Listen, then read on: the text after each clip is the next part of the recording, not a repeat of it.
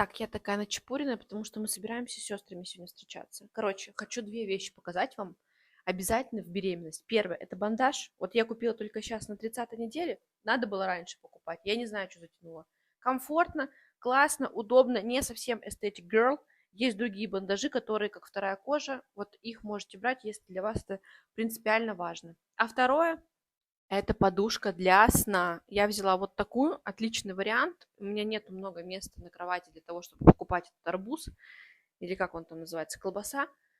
Супер вещь, мне все нравится, я к ней привыкла и только теперь с ней сплю. Даже когда я просто лежу на спине, смотрю что-то рилсики, я под попу подкладываю подушки, я их называю дольками. Одну дольчику под попу положила, у меня уже поясница немножечко давление с себя сняла.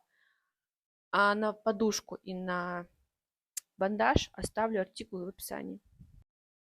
А у меня все про путь в первое материнство и первую беременность. Обязательно подписывайся.